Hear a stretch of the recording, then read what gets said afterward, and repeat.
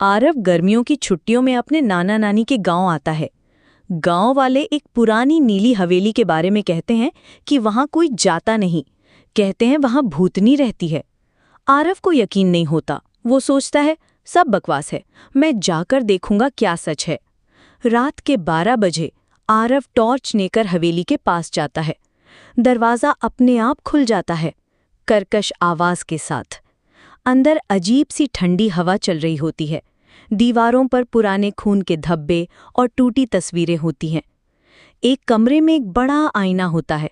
जैसे ही आरव उसमें देखता है, वो खुद को नहीं, एक औरत को देखता है जो पीछे खड़ी है। वो पलटता है, कोई नहीं। आईने में फिर से देखता है, औरत और पास आ रही है। आरव को एक अलमारी में बंद एक पुरानी डायरी मिलती है। उसमें लिखा होता है, मैं रोशनी हूँ, इस हवेली की आखिरी जिंदा आत्मा। मेरे पति ने मुझे इसी हवेली में जिंदा दीवार में चुनवा दिया था। मेरी आत्मा यहीं फंसी है। जब तक कोई मेरी हड्डियां नहीं निकालेगा, मैं आज़ाद नहीं हो सकती। डायरी के निर्देश पर आरव हवेली के तहखाने में जाता है। वहां एक दीवार में ईंटें ढीली होती हैं। वो ईंटें हटाता है, अंदर एक कंकाल मिलता है और उसी के साथ औरत की लाल साड़ी और कंगन। जैसे ही वो हड्डियों को बाहर निकालता है, हवेली अचानक हिलने लगती है। हर दीवार से चीखें आने लगती हैं।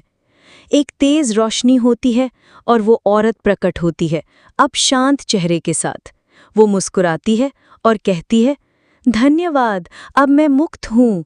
आरव बेहोश हो जाता है। अगली सुबह गांव वाले उसे हवेली के बाहर बेहोश पाते हैं। जब वो सब हवेली में जाते हैं, हवेली पूरी जलकर राख हो चुकी होती है, पर वहां कोई आग के निशान नहीं थे। आरव की डायरी में आखिरी लिखा था, कुछ रहस्य सुलझाने नहीं, बस भूल जाने के लिए होते हैं।